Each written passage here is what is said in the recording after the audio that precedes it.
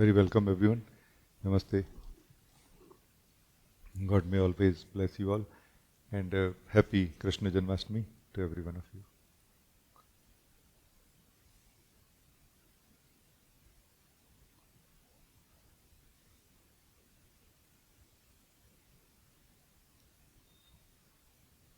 May my Lord Krishna always guide us in all the yoga, all the path of spirituality we might be in, whether it is Karma Yoga, Sankhya Yoga, or Jnana Yoga, or Bhakti Yoga. No? Because without the guidance of my Lord, without the guidance of Source, we will not succeed on any of the path.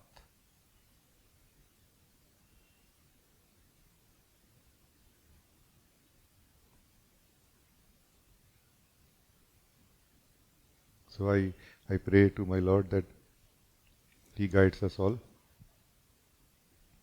always.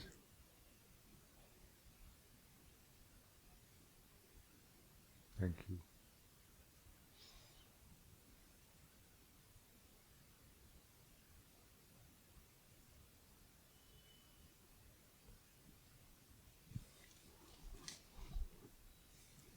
So anybody want to talk to me, you can talk.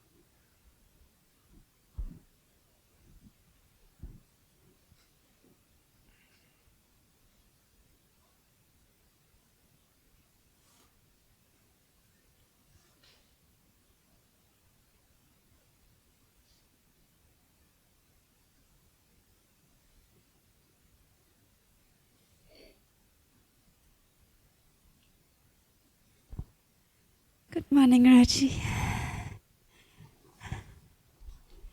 I would very much like to check something and to clarify my understanding. It's about sadhana and it's about being total in doing.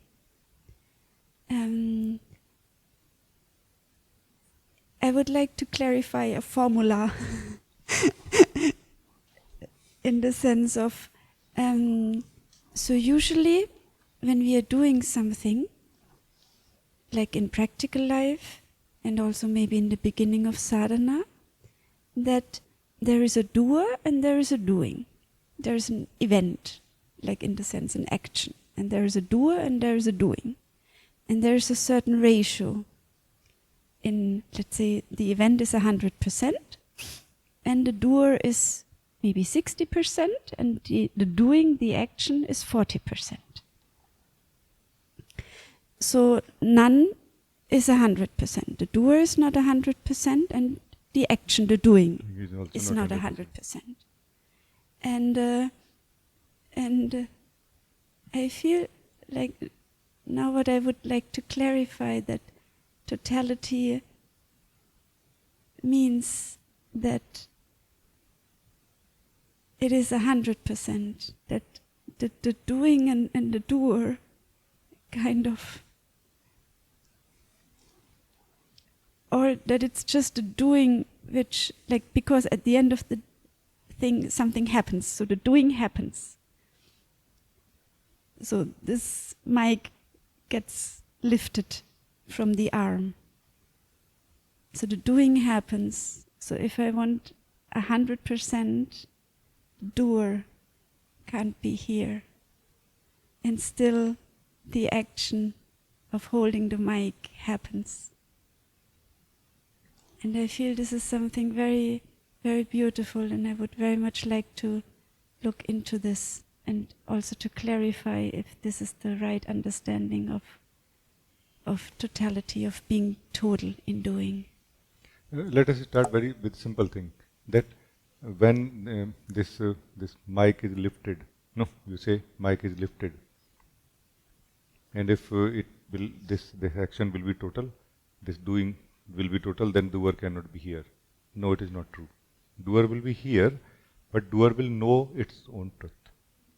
Doer will not know itself as the belief it has about itself, that I am the doer in such a way. that belief is broken here, or is brought into the light of the truth, which is produced by the fire of totality or samagrata. The doer is still here, but doer does not know itself as that conventional sense of doer in which it has been living, like in this belief of doing that this is how I do. That belief of doer is basically a internal identity being maintained by something who we are, by that which we are. And for that, it has found a way to be less total in what it is doing. Less total means what? Less present in the particular task it is doing. And for that, it has found a way of thinking, like it continuously thinks about other things which are not actually happening right now. Like this, it remains itself to be separate, less involved in that task which it is doing, which is lifting the mic. And in this way, it is not able to experience its own truth. So the only way to remain in ego is to find a way to not experience our truth. That way is called mind right now. Mind means that egoic mind in which we are. So there is only one way to not experience the truth of the doer, by the doer, when doing something, is that it is not total. Totality and samagrata is the way to experience its own truth while pouring all its energy, its wisdom, its love for that task which it is doing.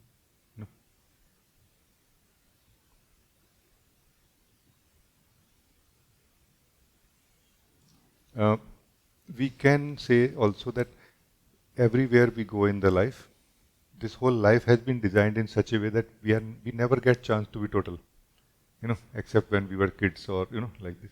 You know what I mean?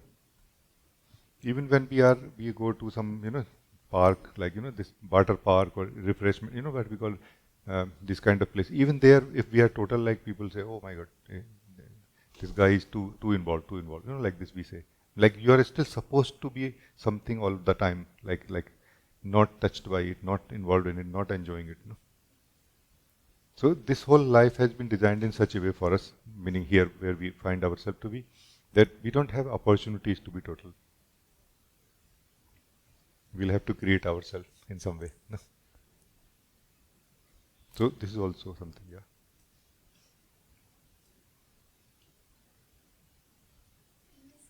Opportunity to create this for ourselves. This is sadhana, that we are doing this thing, like this total, like maybe we don't start in practical life with it, but we're doing sadhana total and getting more and more ourselves and doing things, and then also can handle the practical life like this, like do what is necessary, but not like from the outside it seems very, very non-total like the others, but from the inside it is total.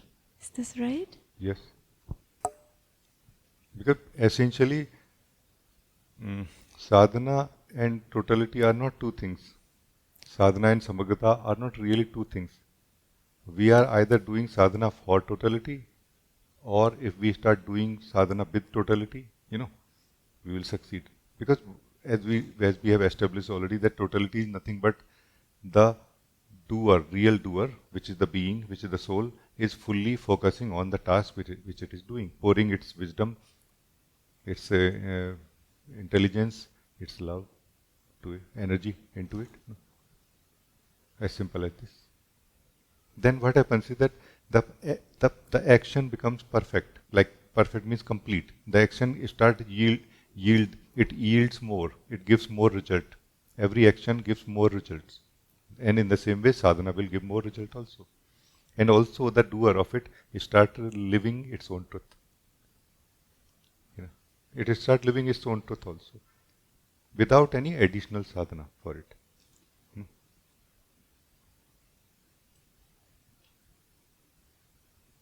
I think I see something there. What in the sense of, I feel it's quite easy to to be total in the sense of, oh, with all my good things I have in me, like that I feel, oh, I'm kind or something, but not holding back maybe the things I don't like so much about me, and that this is like this holding back where I don't pour myself fully into it, because I only want to pour like good things into it, and I have the belief that there are also these bad things, instead of just pouring everything in the light and seeing everything, like taking myself, like everything in me, and seeing also the blind spots and the dark corners. I feel that this being divided in a way, like not being total, has gone too deep inside us, in the soul. That the soul that we are, which is naturally undivided always, is living in this sense of dividedness for too long, or it has gone too deep. So I would not really suggest anyone that we should try this at the level of what we feel about ourselves. We should begin with doing, because doing is a little bit still away from us. Because if we cannot be total in the doing, there are almost no chances that we can be total in the experiencing, when we will be experiencing something which is not nice inside us. No? So doing, like the sadhana at the level of doing, should be like a beginning, I feel. Should be like a preparation. That if I can be total in the doings, like total means what? Total means neutral also, isn't it? Total means neutral also, uninvolved also, not emotional also, not having a outlook based on the feelings that we have about anything also, no? So that will create a ground inside us, like a ground where we will feel like strong, rooted, but neutral. And that from there, when we will approach our inner state, like what we call heart, or like this, where we have different feelings, some feelings are not nice about ourselves, then we will be able to actually see that, yes, there is a feeling in me which is not nice about myself, like, something not nice about myself, I don't like it. And we will be able to somehow also see that feeling not nice about this feeling. You see what I mean? Because for that we need a stable ground. And that stable ground is attained through actually doing this physical totality, in practicing totality in the physical activities, like this. Or sadhana particularly also. Sadhana is a very special activity in one sense, that it involves the powers of body, mind also, but it does not trigger, those uh, internal long-lived, feelings and outlooks. No? Like this. That's why in sadhana doing is important. Not thinking about sadhana, so much like this. Also in this neutrality and in this totality, then the result is kind of, if I'm being total in the doing, then the result is just, it's not something separate. Sometimes the doing and the result feels like a separate thing, also in the sense, oh, I could have done better. But I feel in this totality and neutrality, the result becomes, result is always in the future, right? And if we are bringing everything here, it's already the doing is, the totality in doing is the result in a way, or this is like the beauty. Yes, it is true.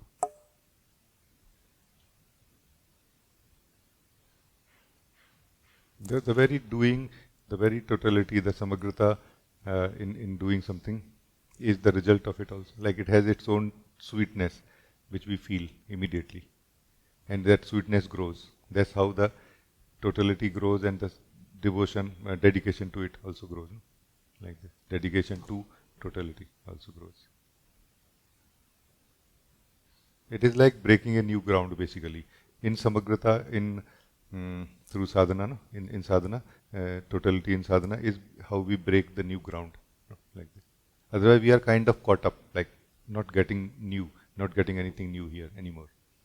Then we break this ground like this. So I think it's good. Thank you. Thank you so much for this clarification. Thank you.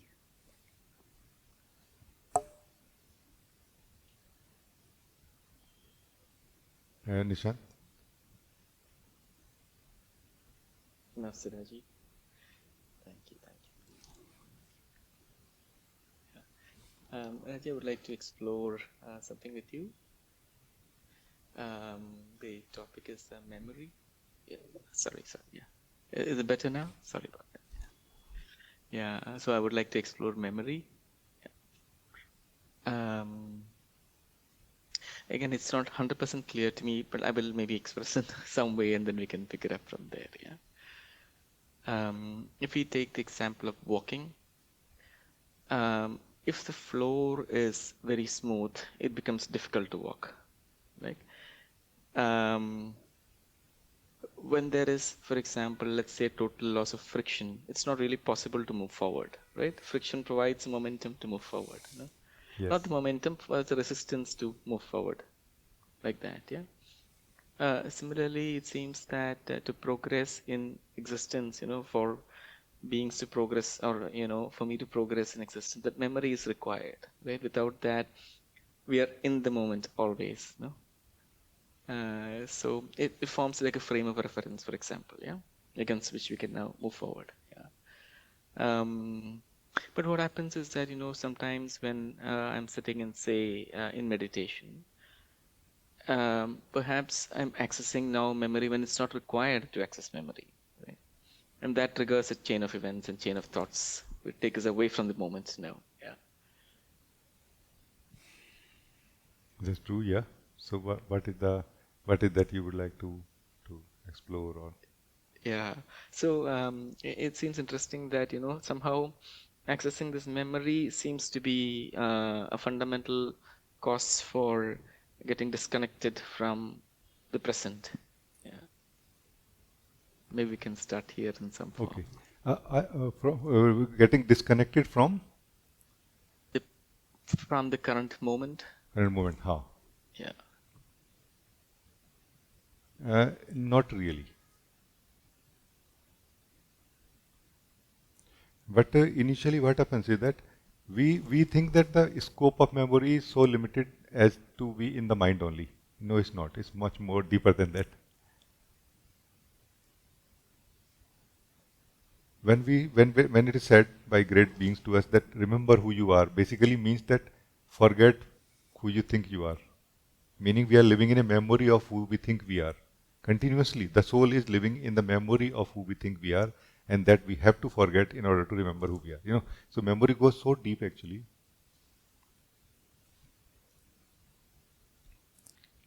So what happens is that when we are not involved in the memory of the mind level, we think that I am in the moment fully. No? I am in the moment fully means I am in the truth of who I am also fully. No? But actually no. Initially no. Initially we are still in a memory of who we are, which is better and different and subtler and brighter and beautiful than the memory of being a person or individual self or a ego or the one who is suffering. But still, there is a subtle memory playing here. So from one subtle memory to one another grosser memory is what is going on here. From this moment, remaining in the moment to the mind. Otherwise, if it is not so, from the present moment, living the truth of who we are without living any memory of who we are, there is no problem in accessing the memory. But also there is nothing memory offers in order for you to be who you are. So you will not become more of yourself if you access the memory. Also you will not become less of yourself if you access the memory. So it is just totally practical now. Like it is internal in the soul that accessing the memory is all practical. It is all external, nothing internal. But right now there is an internal memory also. mixed with the soul. That's why it looks like going in the memory of the mind is going out of this moment. No, this is how I look at it. Please tell me, maybe we can explore something else also here. No? Raju, actually, what you explained is not fully clear to me. Could you speak a little bit more?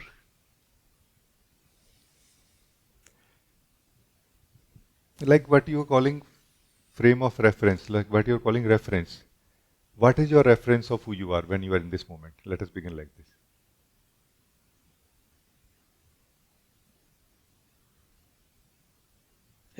There is a, let's say, a latent information which is like an ambient information which is there. That this is what is happening. No, my question was about you. Like, what is your knowledge about yourself, and where it refers to? Like, in that way, I'm saying. Like, what is the where your knowledge of who you are is dependent on what? That's my question.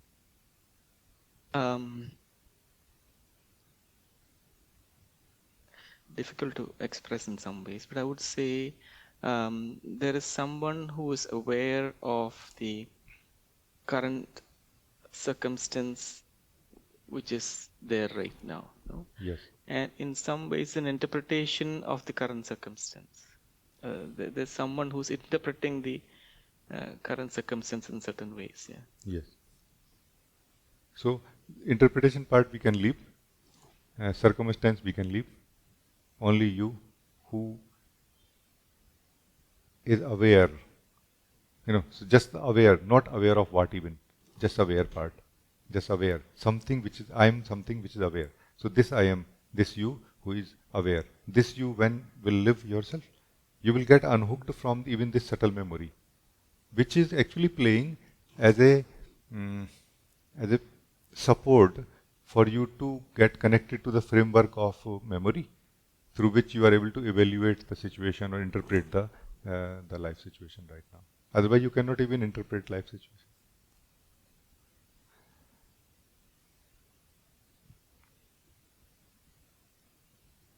Have you not found yourself one of the days waking up in the morning and you just looking at your own house like you actually don't have any sense that you are on your bed. You're like where I am actually. Like 2-3 things come. Maybe I'm in this hotel where like in some other country, or I'm this forest resort, or like this, and then you realize, oh, I'm here.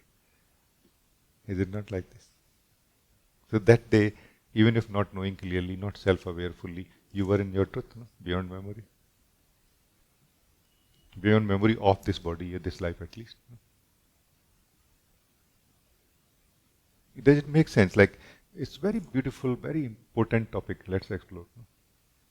It does make sense, yeah.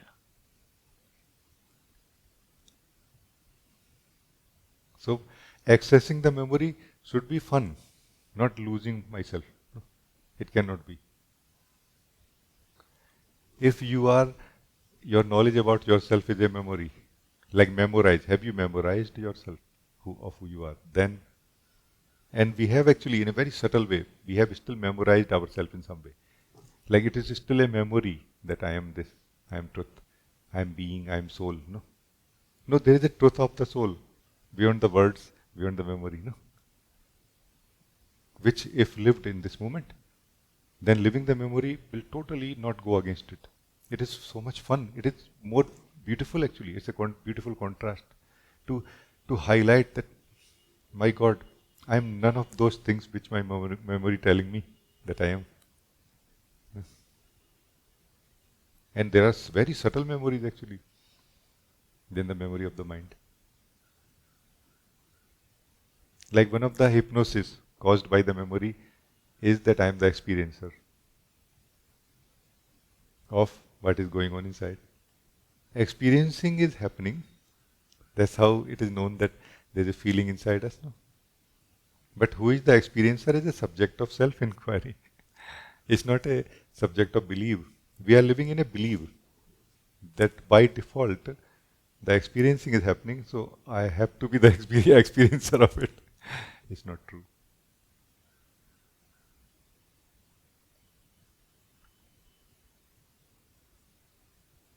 Check right now, Nishant. Experiencing is there, like knowing of awareness of feelings is there, but it's not that there is an experiencer being affected by that, no? Is it like this?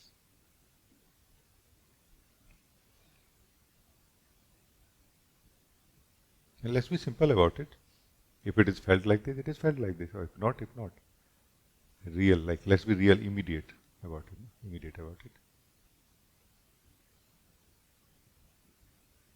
Actually, I'm finding it a little difficult to like disconnect, when trying to keep the context of the moment in the picture and then disconnect into, let's say, a deeper space. No deeper space. Just remain in this picture only, no, where you are. Because I'm finding everything here, all the truth that I can share, all the truth that can be lived together also. Remain in the present. In the present, are there not any experiences happening? This is my question. Let's go slow, maybe, no? One step at a time. So, is it true or not? Please tell me. Yes. And who experiences are happening means what? Who is experiencing them? Like there has to be identity of experiencer experiencing them. Yeah, there has to be something that's experiencing the experience. What Yes. what is that? Who is experiencing them?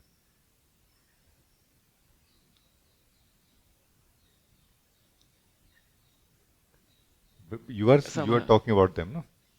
So are you an experiencer of them? I'm just asking. somehow it seems so closely together, the experience and the experience seems to be so close together that, to Yeah. disconnect while having this experience is still seen as, So this is what I'm saying, that right now be totally present in this moment and let the truth of the experiencing and experiencer be revealed, like fully. If you don't go anywhere from this moment, the truth of the experiencing and the experiencer, if any, or who is the experiencer, is revealed here.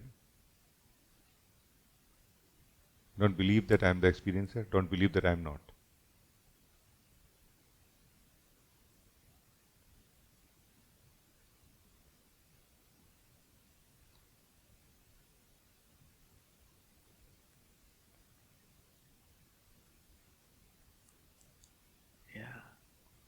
yeah, yeah. Now it's possible. Yeah. So now what is happening is that the experiencing is happening. And the knowing of experiencing is happening also. Like awareness of experiencing is there, no? And if I ask you where you will place yourself, where you are placed, are you the experiencer of the experiencing? Meaning, are you in the field of experiencing, where, as you said correctly, experiencer is connected to the experience, no? They cannot be separated really. Are you placing yourself there or somewhere else? Actually, it feels like I am this moment rather than the experience or the experiencer. How nice it is! It's so nice. It's very, very nice, no? Meaning, movement not like a movement in time, like a second or something like this, but movement like thisness, thisness of life. This nowness of life is in which experiencing is taking place. No? Yeah, yeah. And are you not aware of the experiencing? Yes. Meaning as a whole. Not like particularly that what is experience and what is not. That is the business of the experiencer. I like this experience, I don't like this experience. It's the business of the experiencer, no? But as a whole, experiencing is happening. At least for some time it will be felt like this. Afterward it fades away. Yeah, then when you are more rooted in the truth of who you are, then even that kind of fades away, no? Becomes very light. So what do you, say something, it will be very nice to hear, no?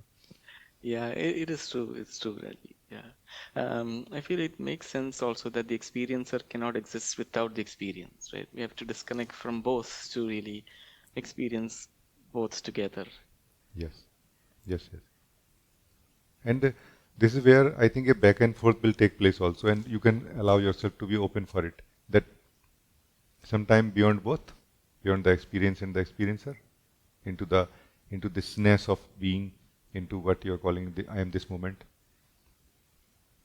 And then what we call after this something happens. Like I always try to highlight that after meditation something happens. When we come out of meditation, come out of being. So when you come out of yourself, where you go, how you go, and then what happens? Then from where the experiencer appears, and who is the experiencer? This will become slowly clear. This is the direction to learn now, and this is the direction to go back also. Same direction, same path.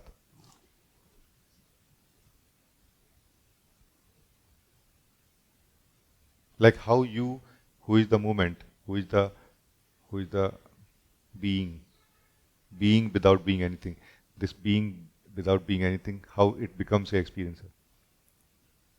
Meaning, or does it become a experiencer? Or maybe something else happens.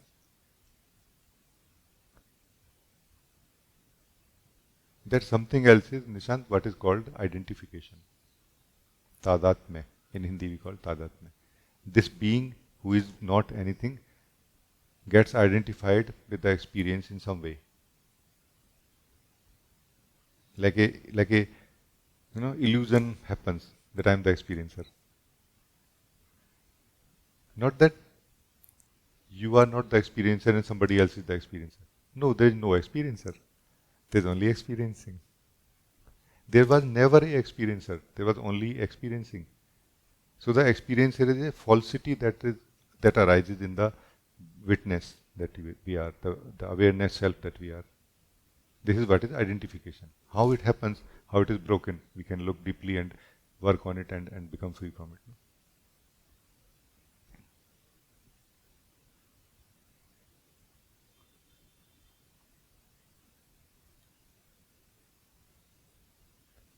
So we don't need to be against experiences. We don't need to be for experiences. You know what I mean? Like it has nothing to do with this, any of these things. No? It's about waking up.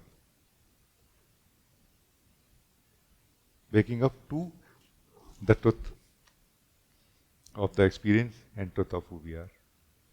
In a way, truth of the experiencer also. No? Let's wake up to the truth of the experiencer rather than focusing on the experiences. No? But you feel I feel it's nice. It's very exciting. Yeah, it is very insightful, Rajee. So very insightful, yeah. Thank you, thank you. It feels like, Rajee, it is a contraction of this thing that causes the experience and the experience to like a contraction happens, which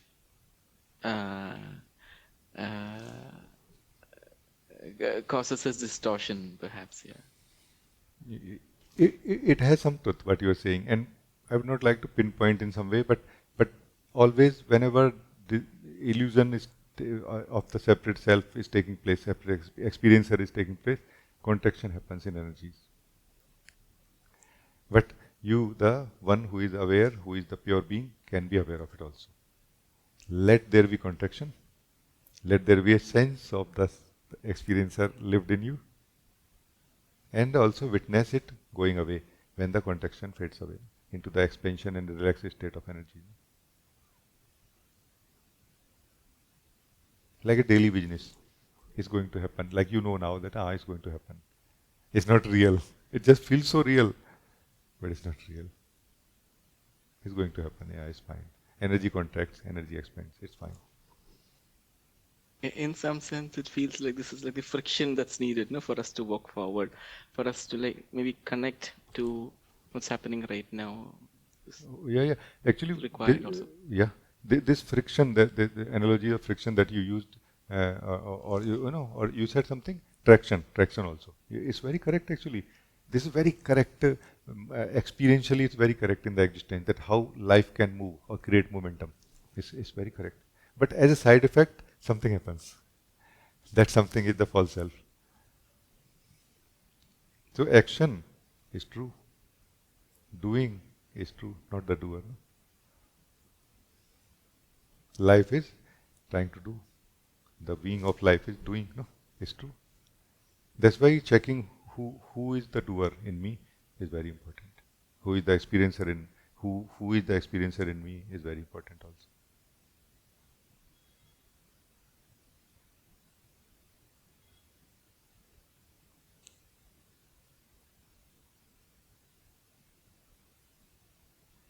When Kabir says that सभी कर्म हमारा हुआ, हम सब Karman से न्यारे हो, what he means is that all the actions are my actions and yet I am free from all the actions. None of the actions are mine. He's saying like this. It is a paradox, which is what we are living right now. That not that I am not doing. I am the only one who is doing everything, but not as I thought I am doing. So that false self which I thought I am is not true, and truth of who I am is revealed now. And in that I find that all the actions are my actions, and yet at the same time none of the actions are my actions. No, like this. I never do anything. No, like this. Both at the same time. This is that complete truth, no? Which is so simply revealed in this totality, in this samagrata of sadhana. Complete truth is revealed here. Thank you. It's very nice, Nishant. Anything you can say.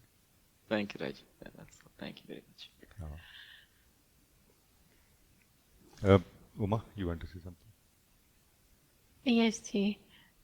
Ji, I want some clarity and some explanation from you on the topic. Caught up in thinking versus pure contemplation. I want to understand it more.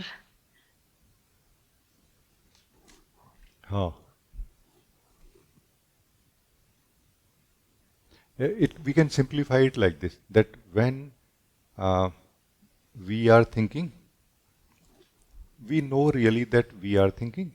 We also know that for what purpose we are thinking, what is the subject we are trying to focus on, what is the outcome of it. Like we know clearly, and it is all connected all the time, you know.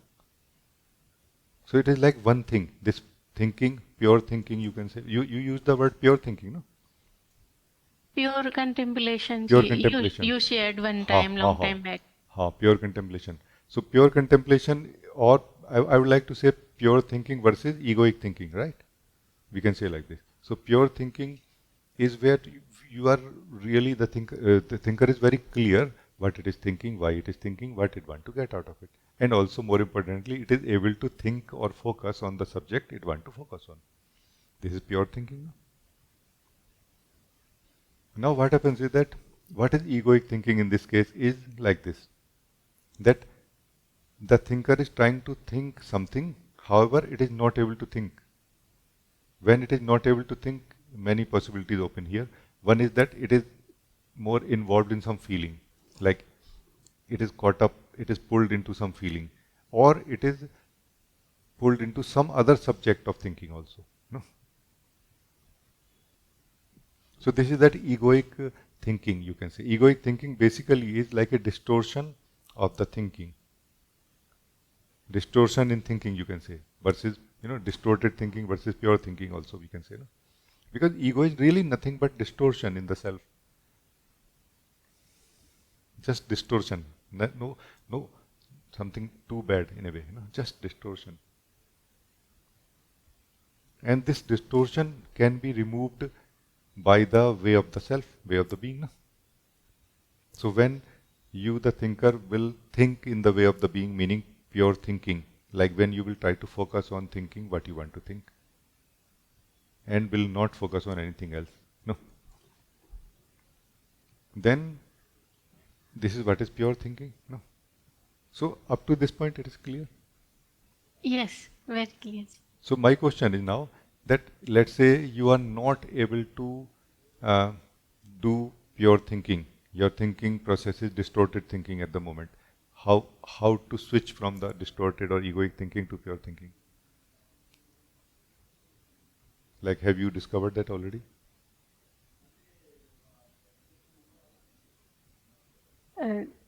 I can say a little bit. I can say about it. This egoic thinking is like I want I want some work from mind, and I go to mind, go in the mind and work from there. And uh, uh, to come to the pure thinking, I first I come to my place, like at presence level. I feel that I am in this system, and from here I work on thinking. I don't go anywhere. I work from here. It's amazing, actually, what you're saying is amazing. It's a very insightful what you're saying, like that you don't go to the thinking directly. You go to yourself first, where you find yourself to be a unified one single being.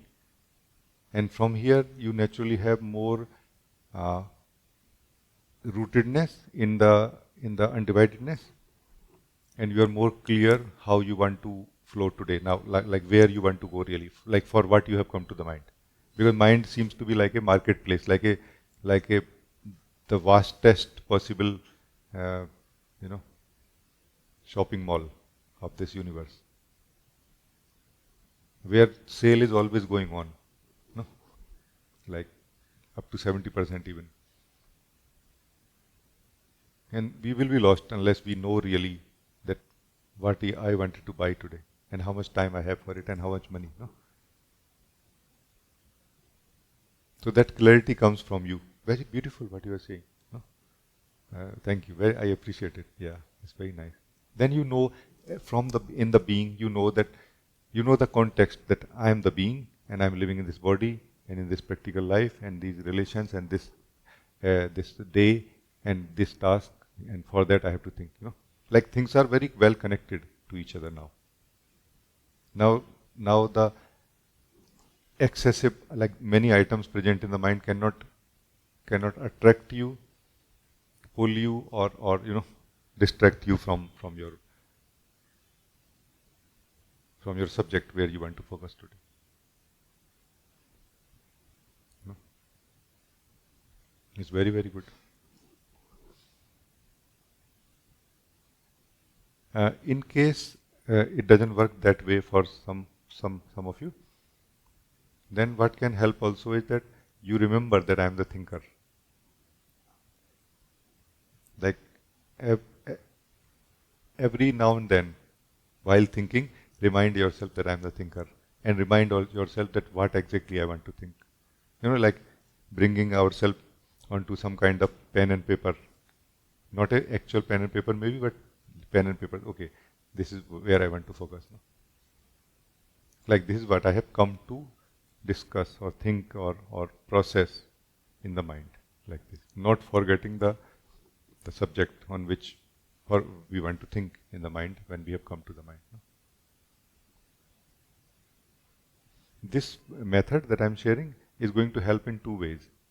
Those who are so much not confident in using the mind, it will help them. Meaning those who have come out of the mind into the being and finding that kind of it is scary to go into the mind because I will get caught up in the old way again. For them this is useful. This method is useful for them. And also those souls who have not come out of the mind yet, for them also it is very useful. Like they will start sensing their own existence while remaining in the mind and using the mind.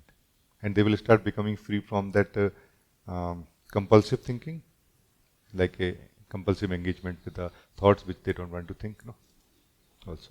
So this simple process of reminding ourselves that I am the thinker and able to somehow sense a little bit that, okay, this is what I want to think today. And this focus on the topic of thinking will bring the focus on the thinker and its being also. No? It will start becoming like a process of self-realization, while it will actually on the face will be like a crystallization of the thinker, like a centralization of the thinker, like centering of the thinker. No? Centralization of thinking and centeredness or centering of the thinker. No? This also can help. It is like I want to check that in the framework 2110, it is like from 2 to 1. Is it like this? I'm feeling.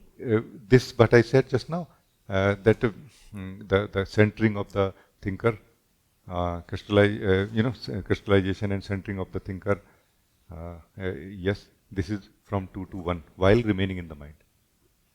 While if we have come out of the mind already, then we have already come from 2 to 1, like 2, 1, 1, already we are there. No? So then this doesn't apply in this way. Then we are just visiting that position called 2, 1 for the time being, temporarily. And mostly when we are free from some imprisonment, especially the imprisonment of mind, we feel very scared. I don't want to go there now, I understand this, yes, yes. So now visiting the same thing very consciously now, so that we don't get caught up. We will not get caught up so easily now, anyway, because once you taste the truth of your being, the chances of getting caught up in the mind are almost zero, meaning forever. Temporarily, yes, we can get caught up still, but forever we cannot. Because the taste of our being is so different than how we feel ourselves when we are in the mind, as a thinker, as an identity that we think we are. So, thank you. Ji, one more thing I want to check in relation of this, that for 2-1-1 position for the presence level, when thinking, it is like creating a circle between, while thinking, creating a circle between my place of presence and mind thinking level. Correct. This is correct. Actually, when we are thinking, then we are creating a circle from this 2-1-1 presence or being level to the mind level. When we are doing something, we are creating a circle from the being to the body and actions, physical actions like this. Yes. And this is a very good circle. Then what we call ego will not come in between, that mediator will not come in between more and more.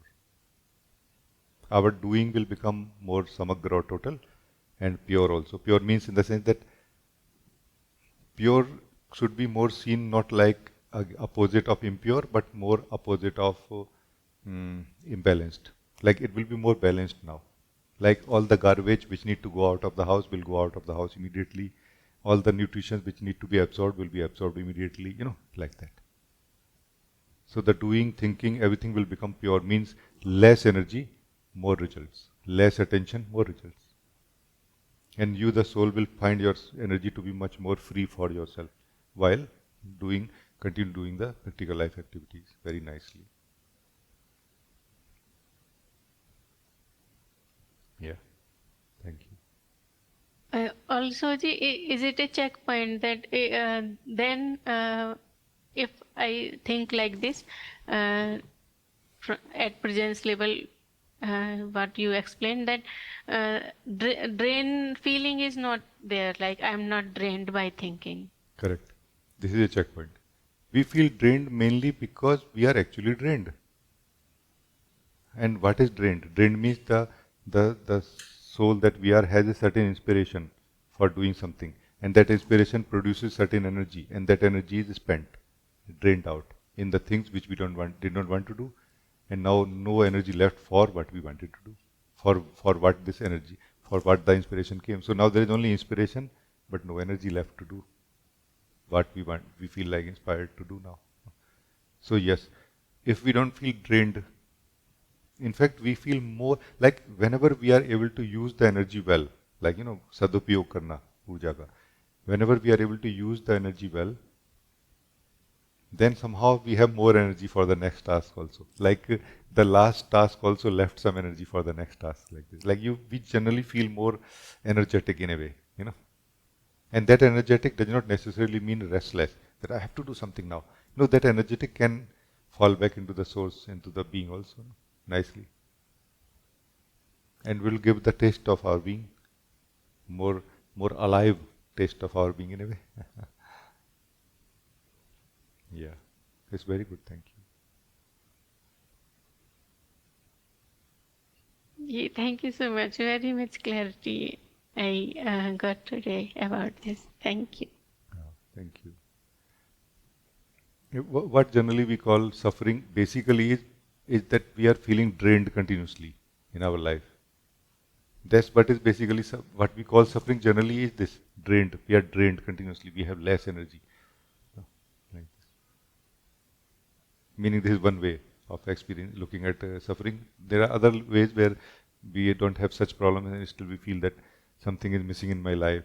For example, like this also. And then at some point we feel that that sense of separateness in me from the rest of the reality. For example, we reach to this also one day. That is suffering. Like so, good. Thank you.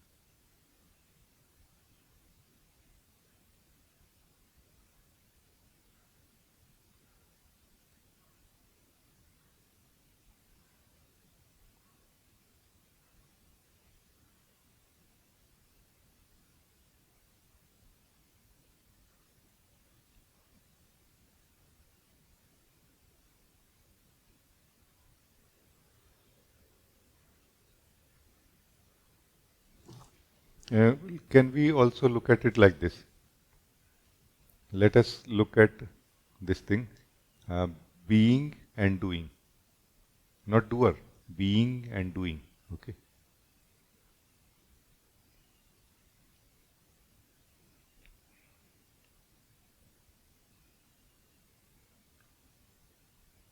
When the being is doing through the body, no?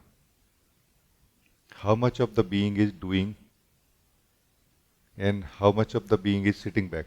No, sitting back means remaining as the being. No?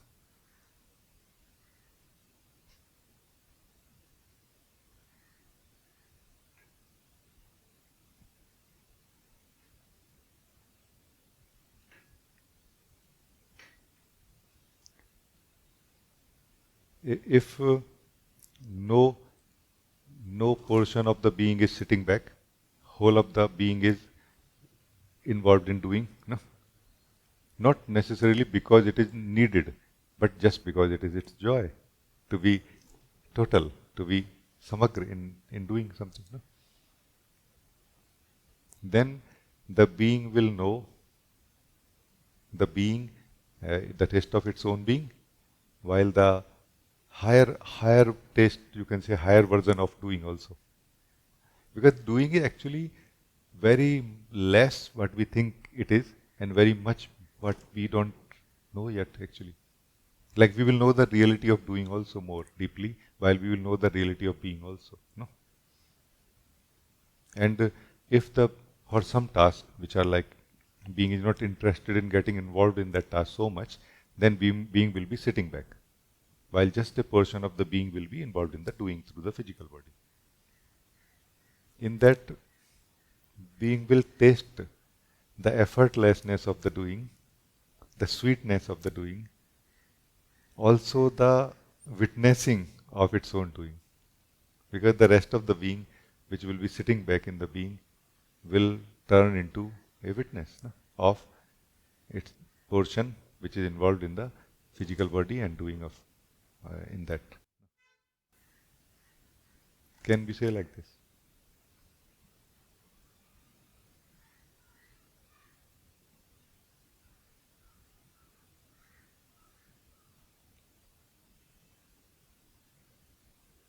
So ideally, there are two states only. One where the being is sitting in the being and not doing anything. Another is when being is doing. And how much of the being is doing, how much of the being is sitting back. So the meditation, not doing anything, can actually continue forever, even when the being continues doing everything or not. Even if being feel like involving fully into what it is doing because there is the excitement of doing something through the body and breath, that will be also giving the taste of the being to the being, which is what is meditation, which we taste when we are sitting and not doing anything. Is it not like this? So the meditation will continue in any and every case. No? Meditation does not continue only in one condition, that neither we are in the being nor we are in the doing. Only then meditation is not. That's what is being in the mind or being in the ego. No? Do you follow what I'm saying? This is what is the explanation of when I do something, I do it. When I don't, I don't. No, this is that explanation, Zen explanation. We are just living it, no, in a more elaborated version of it, no.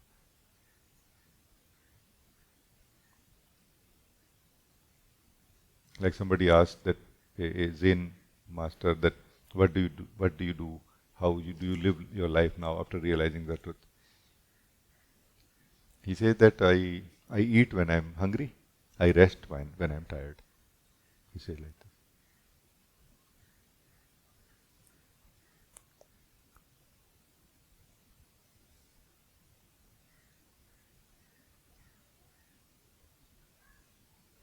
Now it can be understood. What he is saying is totality, samagrata, that I am total in everything that I do, whether I do something or I don't. Resting means not doing anything. Eating is a symbolic action for doing something.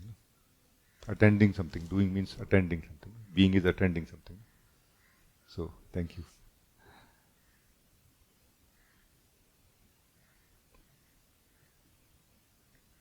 It's a beautiful vibration, beautiful discussion. Anybody else can talk also if you feel.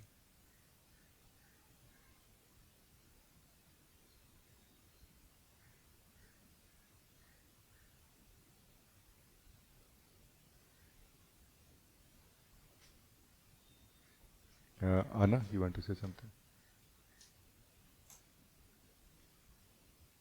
Namaste, Rajee. Namaste. First, I want to thank you for last satsang and this inquiry into physical body, because it is very, very beautiful and continuous. I didn't want to speak in the end of the last satsang because it was already over, but it was just like, and it is still like that, it feels like just your voice resonating in some space, and it is like that continuously, and it is very, very beautiful. I'm very grateful for that. Just for the reference, the same is from my side also when this speaking is happening. I would like to ask something though, since we are now having this topic. I thought you would say, since we are now friends. Since we are now friends. Since we are now one. Because I mean, it might be a question just from remembrance, just from some imprint from before. But today I'm going back from my real home to where I live and work, and I don't feel that I physically rested. I came already very, very, just like, very, very tired. And I don't feel tired, but there is some kind of yearning in me for this full rest, like, and for this deep sleep for many hours, like I used to be able to do it when I was younger. And since many years, I sleep much less, which is, it's okay. We don't need to sleep so much. But this full rest, it just does not happen except in meditation. It happens then I rest also like fully. But physically, it's either action, some kind of meditation in action, like some sports or something, or breathing. But this full sleep does not happen. So if you can say maybe a few words. Thank you. Yes. Even when we do meditation, actually we are doing meditation for a purpose. Like only the seeker is doing meditation. No? Seeker means the soul seeking something. No? So even here, when it is doing meditation, which is nothing but not doing anything, which is nothing but actually deeply resting, which is nothing but deep sleep also in one sense.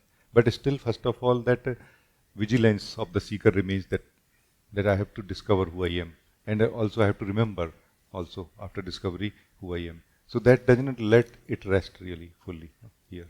Even in meditation we can, but in the beginning, as long as it is a practice, we cannot.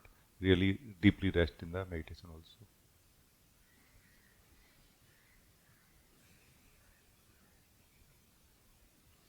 What can be useful here is that meditation is a different kind of resting. It is like resting in self-awareness. Meditation is like resting in self-awareness. Deep sleep is different, where mm, in this resting in self-awareness it may cause that deep sleep or deep resting for the energies, or it may not. So that is where there is a possibility that initially resting in the self-awareness will not cause this deep resting or deep sleep for the energies to be rejuvenated. So we can maybe find some time in the day where we don't really choose to, prepare a bed nicely and conditions and things like this. No, wherever we are, just like this. Like a, like a, mm, like a parent of a, of a newborn baby, like this, who are all the time tired. Wherever they find space, they just take a quick nap, and then because they know they have to be alert all the time. So as long as they can catch a break, like this. So I don't mean that like a practice to do like this, but I'm just trying to create some reference here so you can understand that for now, this kind of resting will be very useful and actually necessary also for the energies to get rejuvenated. Because this is very commonly seen that however the soul is resting in its own truth, its energies are not being rejuvenated enough. That's why there is a sense of tiredness in the energies all the time. In the seekers I'm talking about particularly, only about seekers basically. In the seekers it is found that their energies are continuously tired. Because they are not catching that break which they used to like they used to rejuvenate as a person much more than they are rejuvenating now, getting rejuvenated now. So if we can understand the importance of resting, not sleeping. Sleeping happens, doesn't happen. Whenever it happens. But resting.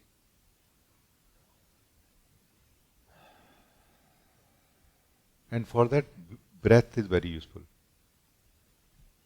If we can live our breathing with the intention that I am going to rest now, our breathing will start becoming slower and more relaxed. And with that, everything will start becoming relaxed. All the energies are connected in one way or the other, get like turned on or turned off through the breath only.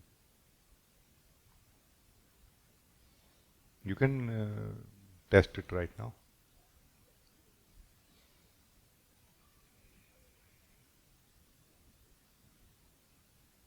If you are with the breathing and your breathing is relaxing, you cannot even think. You cannot even focus on anything. You cannot even say that I am the experiencer of anything. You cannot remain as anything actually here. Like we cannot be connected or involved or identified with any layers, any course. And then they will get a rest from us. They need to get a rest from us basically first, so that they can get a rest. Rest from us means rest from our involvement, engagement with them. And this is the way to disengage from them. But this time for resting, so that they can rest. That's why breathing is so multi-directionally or dimensionally useful for us. Multi-purpose also in a way.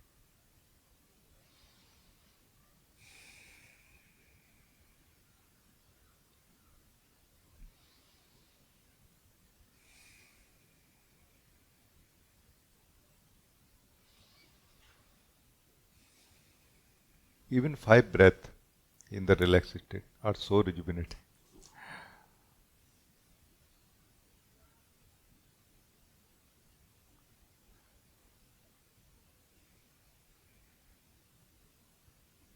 And this understanding which I am sharing is really very useful for the beings who are waking up. Because those beings who are, before being wakes up, lives in a very fixed patterns of waking state, then sleep. No? In that pattern may be challenged in some way and may change in some way. So the such beings who are waking up have to understand the importance of relax.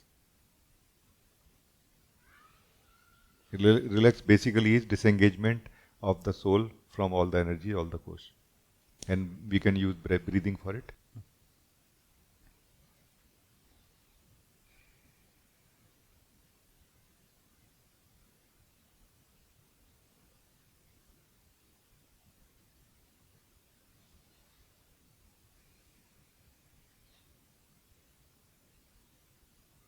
As if you are shutting down your awareness, your consciousness from all the kosh. No? As if you are turning off your light of consciousness in every kosh.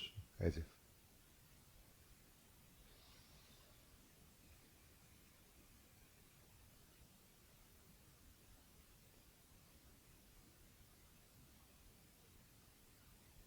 So thank you. I hope that it has something for you. Yes, thank you. Yes, this is how I was most of the times resting, because that was the closest I could do to this sleep that I kind of wanted, this deep relaxation. And yes, it's beautiful. Can I ask something else, something more? Yeah. You were talking to Nishant today about what is your reference, and I thought about it, and I could see that before my reference used to be other people's projections before I was interested in this, or like what someone told about me or what I learned about myself. That was the reference of myself, and now the reference is something much deeper and something much more true and something that is not changing. But my question is about what is a reaction, because there is still energies that react, and sometimes they have to react to catch something or to finish some work or to speak to someone.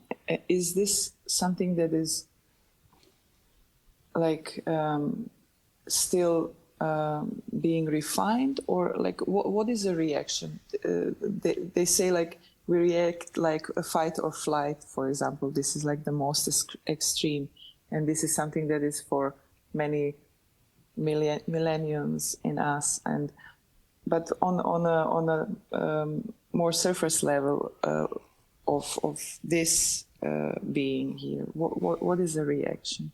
Thank you. A reaction actually is rooted in the sense that I am separate from life, from the rest of the reality. No? Most of our reactions are rooted in that.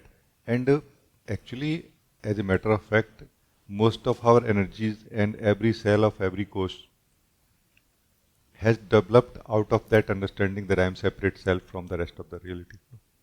So that's why it carries only one thing, that I am separate. I have to protect myself. It lives under the fear only of the others. So even refining all the kosh and all the energies is going to be a long process. But as the being that we are, we start living the truth of who we are, somehow we are able to sense in the other that same truth that we are, that we have in us. And that creates a kind of a loving outlook or a feeling towards the other. While the reaction may continue, because reaction really is connected to energies, they are conditioning, like memory basically. Energies have a memory, and based on that they are reacting, responding basically. They are not reacting actually, they are just simply responding as well as they can. So through remembering who we are and through our loving gesture, loving attitude towards others, refinement in the energies, chances are that happens. No? But if we ourselves can do something about it also, it will be much faster. Like when we can live our truth of who we are and allowing ourselves to be aware of the reaction that is given by the energies that time, but not having judgment towards the reaction that time. Because reaction is natural. It is a fact coming from the memory. But judgment is falling asleep again as a person. That, hey, like this. No, remaining as the being and witnessing it as the being that it is a fact. My body. Like, let's say you drive a car, no? You think that in the car you don't react. In the car driving we react a lot. It's just that many times those kind of situations don't come that the reaction will come. That's why we feel, no, I am very comfortable, I don't react. No, when those situations will come suddenly, let's say a bear or or moose or something will come on the road, that reaction will not come. It will not. Everywhere that reaction is there, it is just hidden, not surfaces, not manifest. It doesn't come in the light that we feel that I am not reacting. No? That's why I say that it's not that easy to transform these energy, but basic building blocks of the energy can be transformed very easily by living ourselves first, and while living ourselves, living the energy, reacting in that way, like both the things at the same time. So in the light of our own being, if we let our energies react in a more controlled love environment, what I call family is a very good environment for that. Even if something goes wrong, we can just say sorry. No? But outside world, we will not get a chance to take a retake. No, there is a mostly live movie. No, live recording going on, live broadcast going on. No? We can find things. Just understand the basic, and you know what I mean.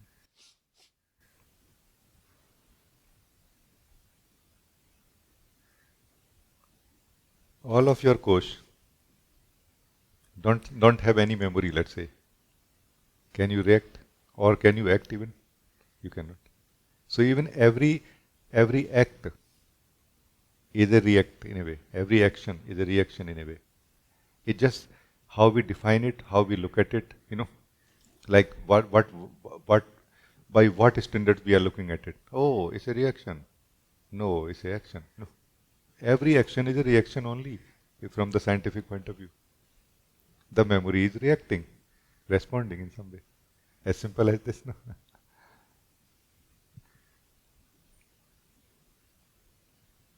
So as soon as we will become free from these kind of judgments or egoic outlook towards our energies, they will also start becoming free from it, I feel.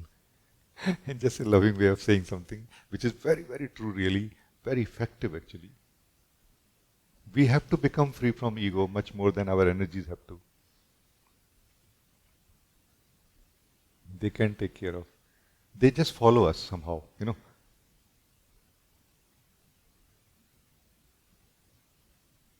Like a very obedient servant.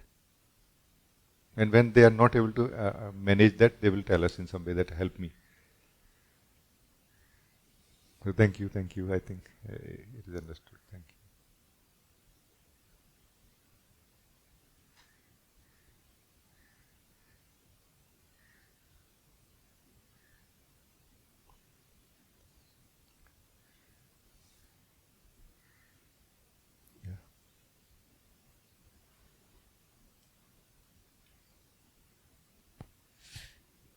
Cheers. Like when you say like every action have a reaction, or like, so how we can be free with this? Because because reaction come always, and it is come from memory. That is,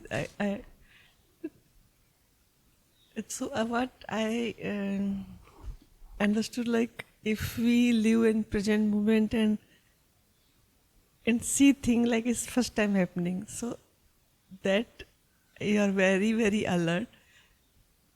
If something is new, then our reaction is totally different, and it's mostly come from our experience or memory, past experience or memory. So you just shake me like because every action, even action also come from memory. Yeah, it does. So I even just see more deeply, like how we can be more like a, it should not be like this. It should be always like fresh and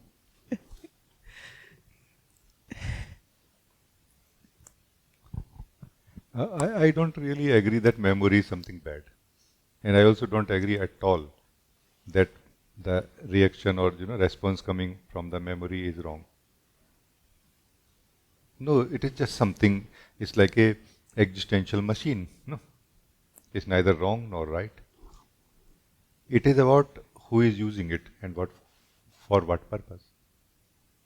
When we are in the present, when we are in the being that we are, then we can use the same responses which look like a reaction to a person for a much higher purpose. Life is much less divided into actions or right or wrong of the action than the purpose of the action and the user of it, doer of it. No? From what place of being it is being performed and for what purpose. No? So remaining in the present does not mean that we will suddenly become free from all the reactions and all the memory. If you want to be so, then you will have to start from ABC. And not starting from ABC, learning from ABC like a child. No, like the first human being. The first human being. Because all the memory of all the human beings has been infused into us also. What about that? And they are also going to give reaction. But this so-called reaction, it is a response. It is a response of a human collectively, as we respond sometimes. Individually also, there is an individual level of conditioning also in us, no? Memory also in us. But there is a collective human energy, memory also, no? Through which, like every child knows how to walk on the 2 feet, no? This is collective human memory. We cannot be free from it, really. We can be free from this body-mind as a whole. Not that we can empty it of the memory. The very body-mind is memory. Made of memory. Every cell of it is made of memory. So I don't think that or I did not understand maybe what you are saying. Try to say again if. it's clear something like we cannot free from memory, but we can more aware and more alert, like so no need to free, like it is not impossible to free with memory, and memory is not harming, what I understood. And so every whatever action or reaction come, we will, if we are more aware and more in present moment, then right action or right reaction come, and that why Let me try to sketch a little bit a picture here, that the memory present inside our body mind. Let's say when we are right now here and we are doing something, we are responding in some way. This responding will happen through the memory of the body mind, no? Because body mind knows how to speak, for example. Even the speaking is coming from memory only. How to speak, particular way of speaking also, particular language also is memory, nothing else. So when we are less interested in who we are, or when we are less aware of who we are, that time memory will repeat itself. So every action will create a doer inside us which will be false. Like one more layer of false self has been created through every action now. And the same memory can be used to undo that also. Like if you remain present in the present moment when doing some action. This was the basic understanding of Buddha, of being aware of everything that you are doing. So that the doing will still continue from the memory only. But it does not create a memory of who you are. Rather, we start becoming free from the memory of who we are into the truth of who we are. And once we become free from the memory of who we are, like the false self, into the truth of who we are, now the opposite starts happening. Now the non-essential memory starts falling away. Because there is a lot of non-essential memory connected to the person. Lot of memory in the body-mind is just to maintain being a person. It's an internal structure at the cell level, at the cell, every cell level. It starts draining out of the body-mind also now. Now the what I call training remains, conditioning drains out. So training of being a human, training of walking on earth, training of driving a car, training of talking and everything remains. More and more, not suddenly, but more and more. But the conditioning goes out. Conditioning of being a person goes out. From the outside, you may not notice the difference so much. From outside, it will look like you are driving the car in the same way, you are walking on earth in the same way, you are talking in the same way. No, but from inside, if it is happening to you, you will know the difference. No? Because now any action and every action is not reminding you that you are the false self. It is reminding you that you are the true self, like this. Do you feel that this is clear enough? Yes, Ji, it is clear and I can feel it. This is good. This is good. Yes, Ji. Thank you. Thank you. I like this kind of conversation where we are really able to feel and live the truth in this very conversation, not really going for a technique or something. No? Thank you. Very nice.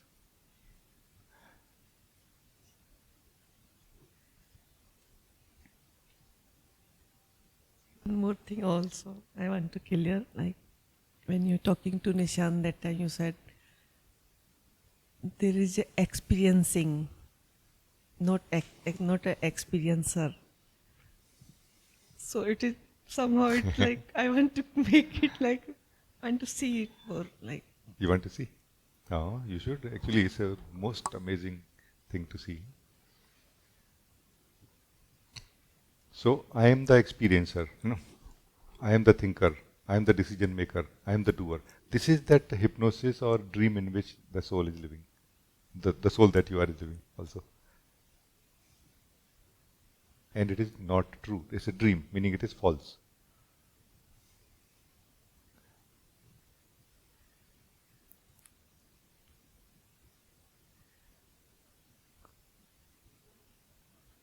But how to live this? No? How to live this? This is the thing.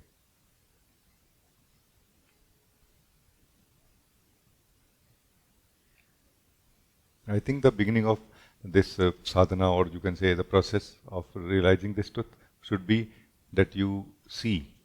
You see everything that is happening. Seeing and experiencing fundamentally is not different. But for the person it is. For the person, seeing is seeing and experiencing is like eating what I'm seeing, no? Touching what I'm seeing, feeling what I'm seeing, no? Like this. So don't touch, don't feel, don't eat. Only see. Then what happens? When we only see everything that is inside us, what happens? We somehow already become little bit more free from the dream that I am the experiencer. Little bit, no? And then from here,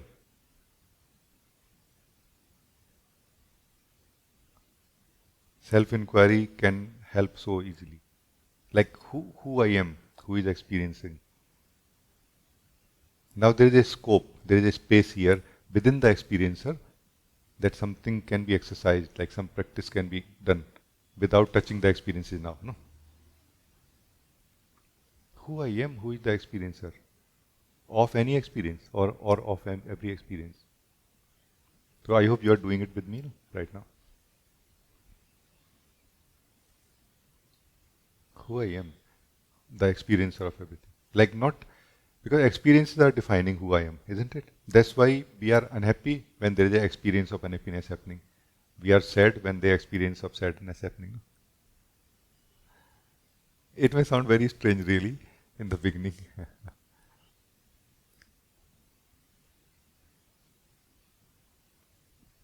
But what is my reality beyond the experience? Like, if I don't if I don't define myself based on the experience, who I am? No, without defining myself based on the experience, who I am. And you will be surprised more and more and more. Then I'm so less a form, so less a entity, and so much more a formless reality. And I'm so much more something which is present and aware of the experiencing than the initial belief that I'm the experiencer of it.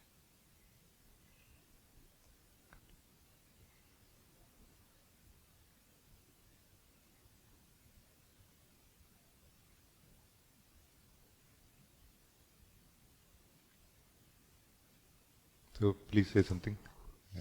Need some feedback. Yes, it is. I feel like we, that another conversation, and this is the same thing. Because I am not doing anything like, all memory or that thing, action, reaction, but I am just seer or witness. So this thing and that both is same.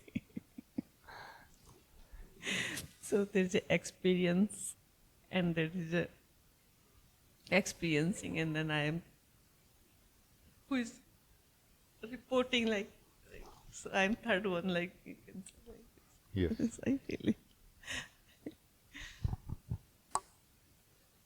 This is what is mentioned, or you can say, I feel, spoken in the Nirvana Shatakam. No? Aham bhojanam neva bhojyam na bhukta. Meaning I am neither the food nor the act of eating the food nor the one who is eating it. But it's a simple truth. We don't need to be serious about it, no? We need to just face it. It does not mean that the experiencer in me, the one who is eating food in me, will not complain about the salt being less or more today. It will. We are being still, we are identifying with the conditioning still. When my conditioning will be free, when my body will be free from conditioning. Why it need to be free from conditioning? You need to be free from the identification with the body. Whether body has conditioning or not, how does it matter? You see what I mean? So we are still seeking for a enhancement of a person only in the name of enlightenment. A enlightened person, basically. Which is never going to happen.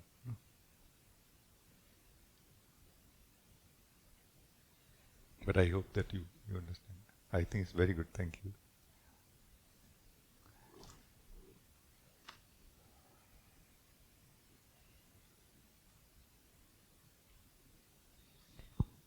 It's like Janmashtami Prasad for me. Thank you. It is prasad of my beloved Krishna. No? Thank you, my Lord. Thank you. Thank you.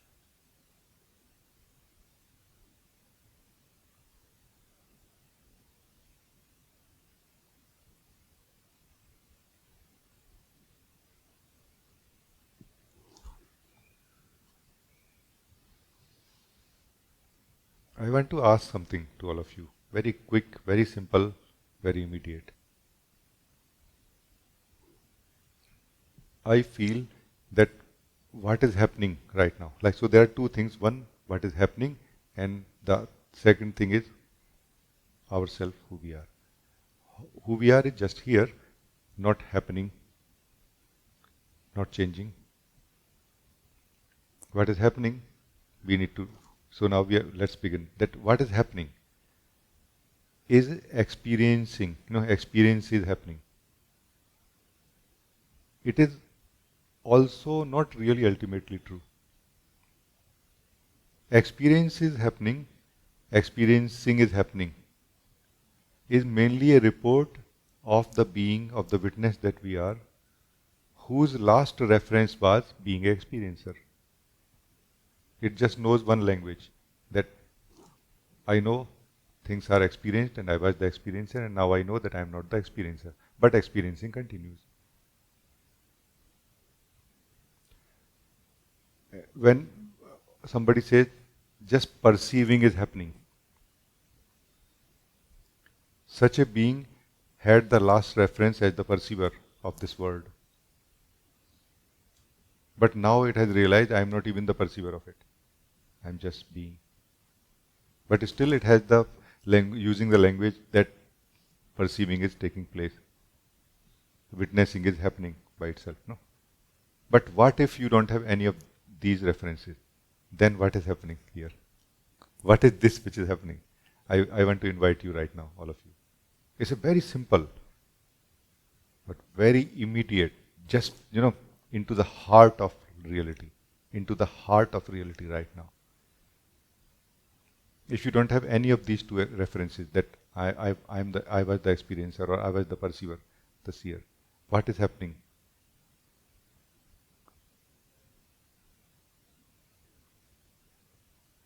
And who are you? Any question left? Any confusion left? Any lack of fulfillment?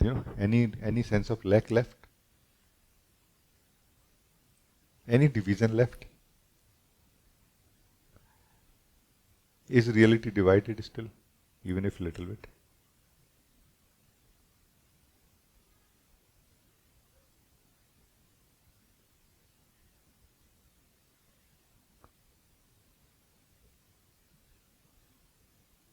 No, it is just one. It's just one.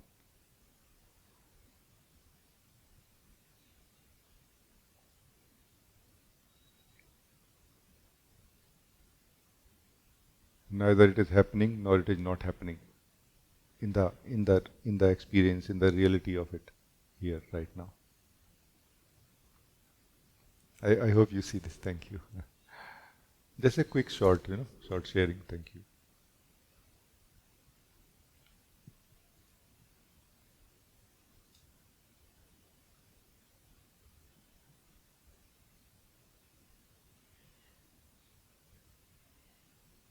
Uma, you want to say something?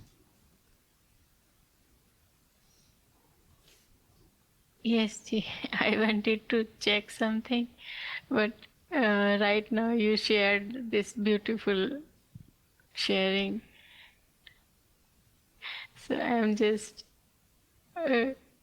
sinking in this vibration, like it is so beautiful. Totally undividedness. Uma, this is where we experience bliss. No, bliss.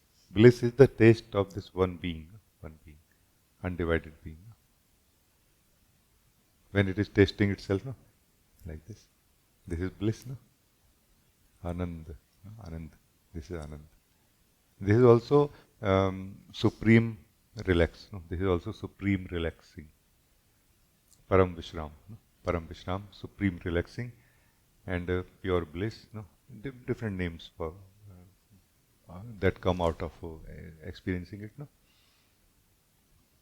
Like the fear is not here. That stress of doing something all the time is not necessary anymore. Yeah.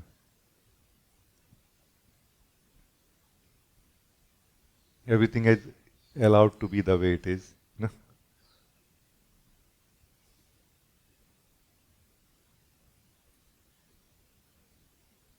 Everything is being lived. And there are no questions of what is this and what is that and who is the experiencer and who is the experienced.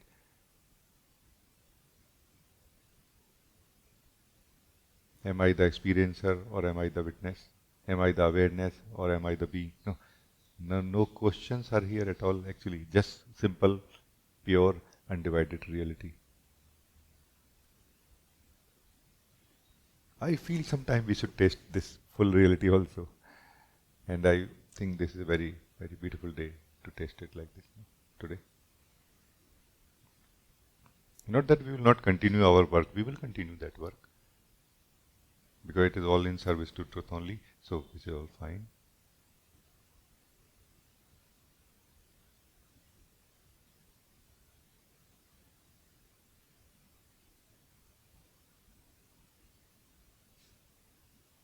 So very, very good. Thank you.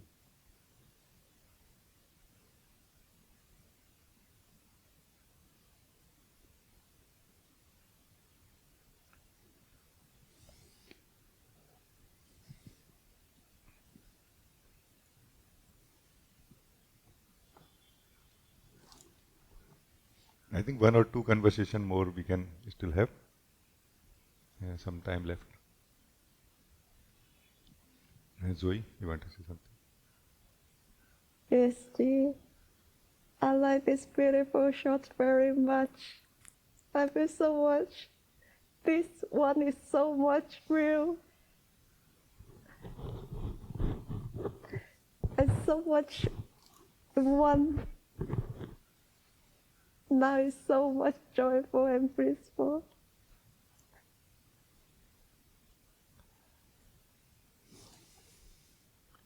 Actually, the bliss is continuously growing. This joy is continuously growing. As we are becoming more and more free from dividedness. Because who is divided from what is less important. But there is a sense of dividedness is primary. But that sense of primary dividedness is decreasing, is how the joy is growing. No? Because it doesn't matter who is divided from what. You are divided because you are paying the cost. You are the being. No? Doesn't matter whether ego is divided from the self or self is divided from the ego. Witness is divided from the experiencer or seer is divided from the witness. No? You are divided. You are paying the cost of not living the bliss. No? But now returning home into the undividedness more and more.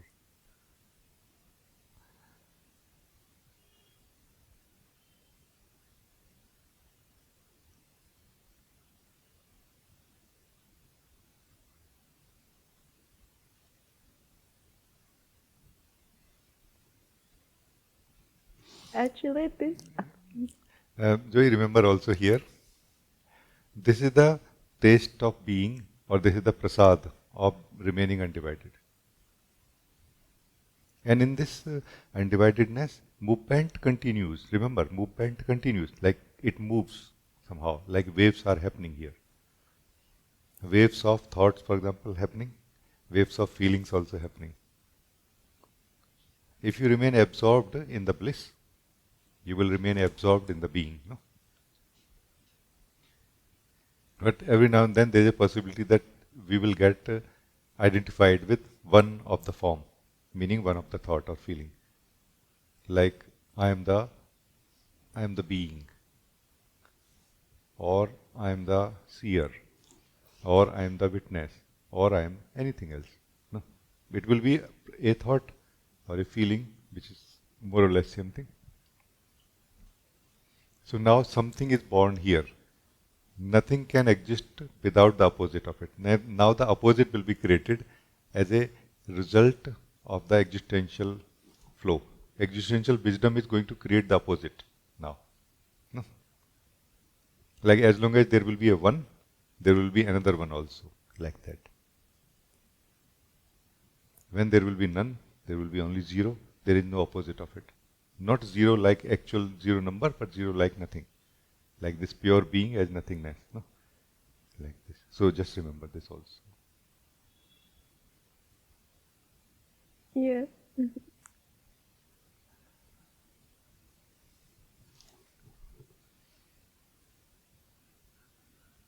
I feel that the totality and core meditation is also helped me a lot.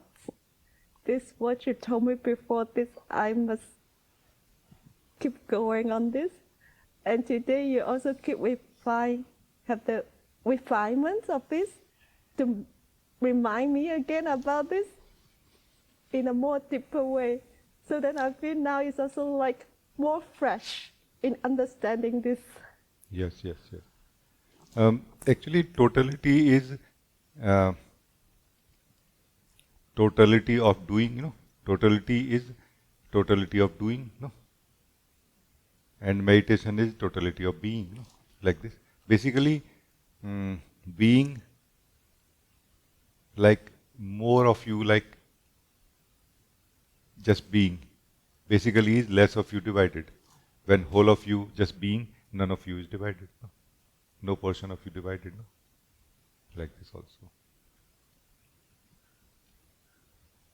So when you are doing something, that non-doing, sense of non-doing as a reflection is happening continuously. That I am a being also who is not doing anything.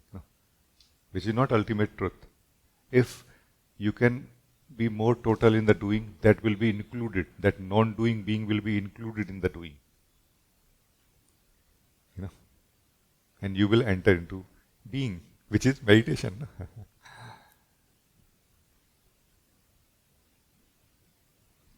So in the meditation, we include. Meditation is inclusive basically. Meditation is not really exclusive. It is not excluding things one after another. Meaning the core meditation. No? There are processes which are excluding, like neti. That I am not this, I am not this. No. In meditation, I am everything. Everything that is happening is just one thing. Like this. In the action, in the doing, again, at the level of doing, we are trying to attain the totality, oneness at the level of doer. Because the totality basically results or rewards us as the totality of the doer. So the doer is not divided anymore. And when the doer is not divided anymore, there is a being and the doing, not a doer. Doer is only experienced as long as the doing force is divided into many. No? Like this.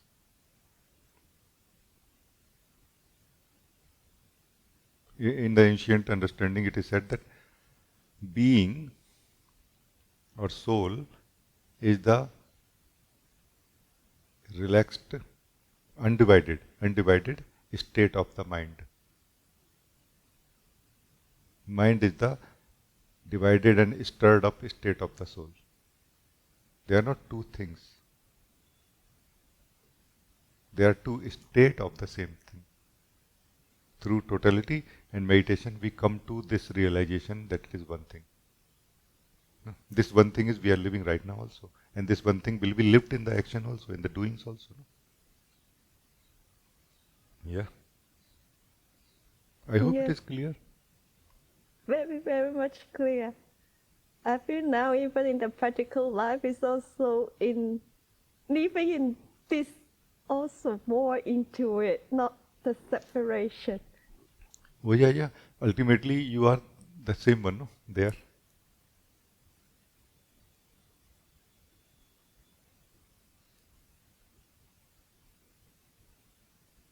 It's good.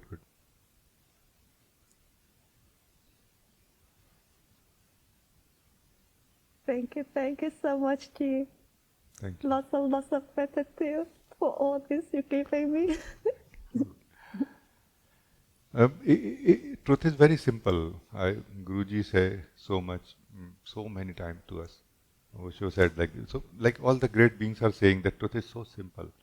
But we are just trying to look at this whole thing, either making it too complicated, like our mind is too complicated, and making a hell complication out of it, no? In a way, hell of a complication out of it unnecessarily.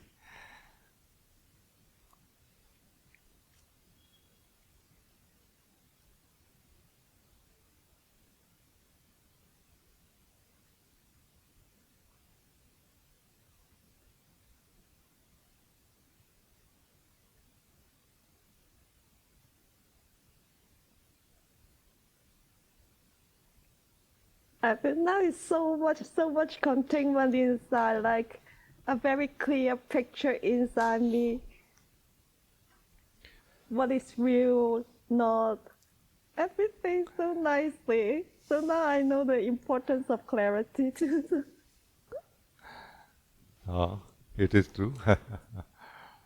This clarity is not really so dependent on how well we are perceiving through the eyes, through the mind or brain or like this.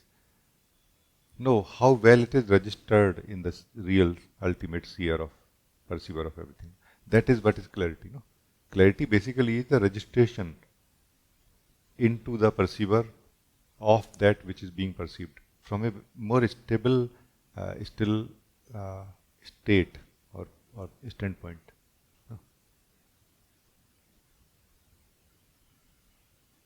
Not a fleeting, wavering seeing. Not a glance like quick, not a quick look, but a more simple, stable look. No? Like this. This is what results in clarity. No? That's why meditation, sitting in our being, whether it is just sitting or just seeing, they both result in a more stable seer.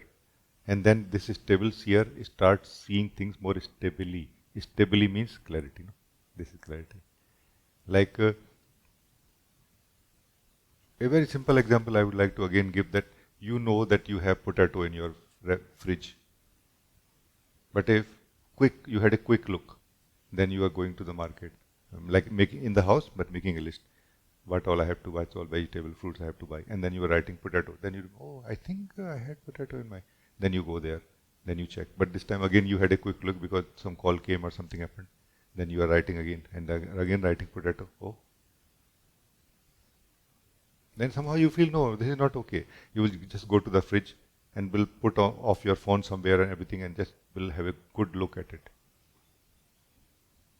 And it is well registered now. Now you will not have to look again. This is clarity, example of clarity. Then you will very confidently write potato, no need. This also I no need, like this. The clarity is something very, it's like a way to simplify life. Like we are overdoing. We are doing a lot of rework continuously in life, and that's how we are, a lot of energy is being wasted. And we are getting so less out of life, out of our doings also.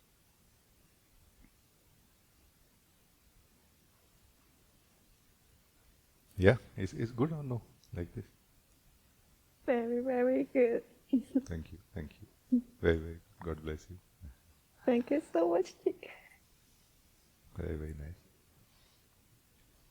Manu, you want to say something?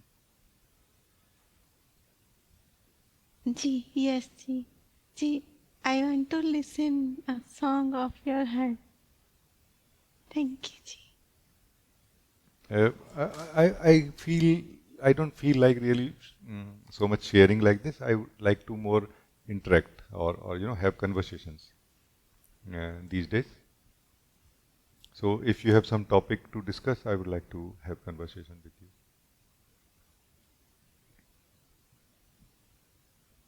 you.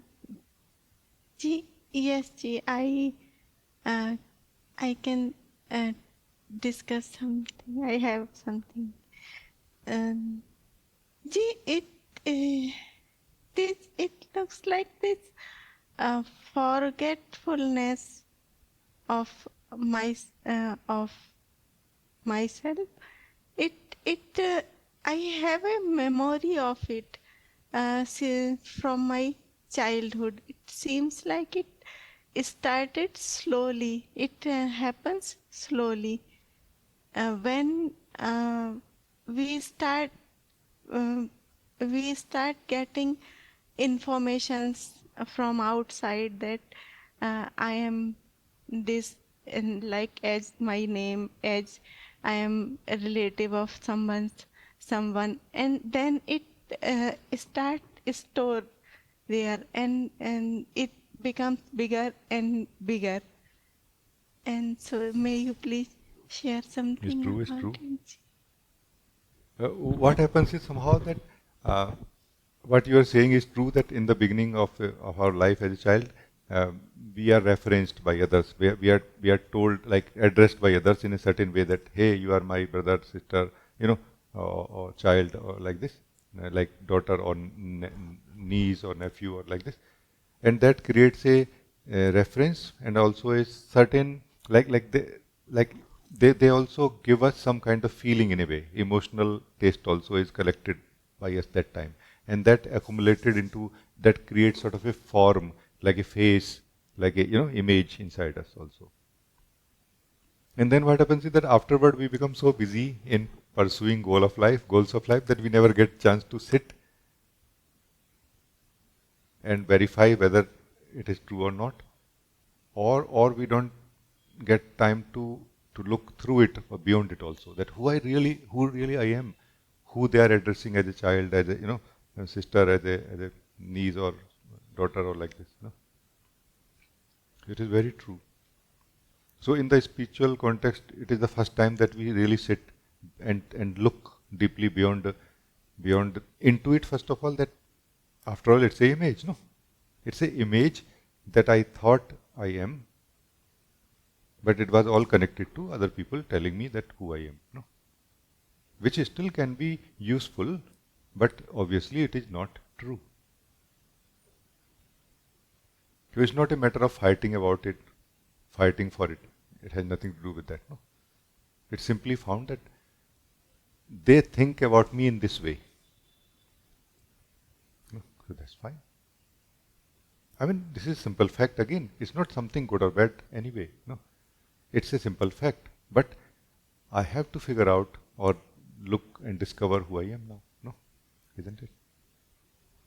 So looking at it, being aware of it is very useful. So it can be a very valid step towards self-realization or self-knowing. That actually what I am calling myself is only an image that has been created by itself through energies in the mind, psychology and emotionality, which was all referenced like from outside. Like, has any self-knowledge come from inside? This is the point. No? Has my self-knowledge come from inside or from outside? No? This is the point. If it has come from outside, even if it is the truest expression or version coming from others, it cannot be our experience or our knowing. No? Not that, Manu, ultimately we need to know who we are or in this way live who we are, but we need to not live this image. This is the point. So if you do not live this image as yourself, then all fine. Then you don't need to live who you are, that, oh, I am a being. No need. You will be a doer or a doing force when doing something. You will be a thinking and a thinker, a thinking process when thinking. You will be a perceiver and perceived when the feeling to perceive is happening. You will be nothing when you have no inspiration to move. Then neither anything is happening there, neither there is an experiencer, nor there is an experience, neither there is a perceiver nor anything to be perceived.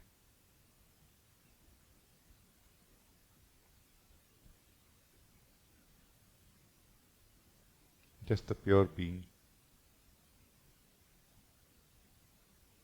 Aham nirvikalpo nirakara rupa. I am without any alternative, without any other, nirvikalpa, and without any form. Like this. Like this it is experienced here in our being. But when we talk like this, it may look too big, too grand, or too far. I want to say, no, it's not far really. It's so close to us. This is ourself. No? This I want to add here. Manu, say something.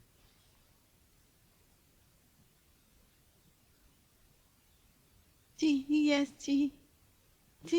I'm knowing that I don't know that who I am, but I am knowing that I am not this and not this which from outside it is coming. Yeah, it's very good knowing, no?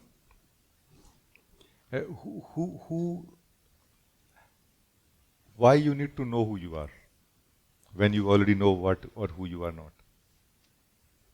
Like, you don't need to tell anybody else because they are not going to listen. They are going to continue saying you are this, you are Rajee. No? Like in your case, you are Manu, no? Like this, isn't it? So, for others, you don't need to know who you are. Like know in the sense of definition or conclusion. No? You don't need to conclude who you are for others. They don't need it in a way. They don't desire it in a way. So do you want to conclude who you are for God? When God will ask that who are you, then you will answer.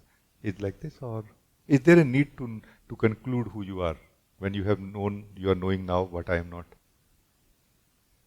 This is my question. I don't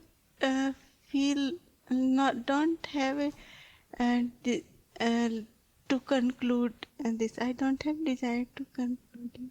That's beautiful, no? Because desire to conclude basically is a continuation of the same person actually in a way. Person want to conclude in the sense that because it is dependent on thinking, and thinking basically is uh, non-conclusive, if this is the right term I'm using. Like it is ultimately never conclusive. So the thought process can never conclude anything forever, like fundamentally, no. Conceptually, nothing can be concluded like a ultimate truth forever. That's why we want to hold on to some conclusion. Like I want to experience stability, no? Like a non-changingness of about myself. Like my knowledge about myself should not keep changing, no. For that, there are two type of approaches. One false, one is truth. Hold on to truth. It is not going to change. Hold on to false. Also, it will not change. No? Mostly we are holding on to false, but for the sake of stability only. So hold on to truth now. It is also not going to change. Like your relation with things will not change mostly. Your knowing of who you are will just keep becoming more joyful and mysterious.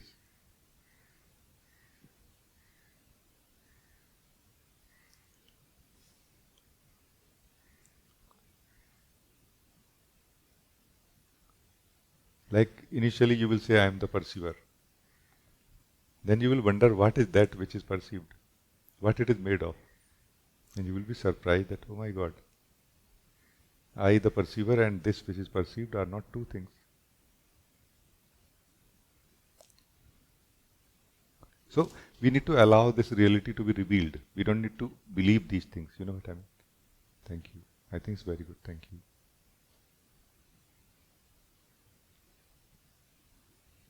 Thank you so much. So I think this is that process of knowing who we are or what we are not. So now you are knowing what you thought you are, but now it is in front of you, like you are aware of it in a way. Hey, this is not what I am. I am actually aware of this thing called the self-image, which is created or has been maintained within me. No, like this. But by the way, it is not something useless. It is just not true, but it is useful. It is part of that response system within ourselves. You know? When somebody asks, who are you, what to do, what you want, what you don't, all of that comes from this central image. You know? Let us not make an identity out of it, that's all. Let us remain who we are. Let us know it, what it is. And let us remain a free being and live a wonderful life at an individual level.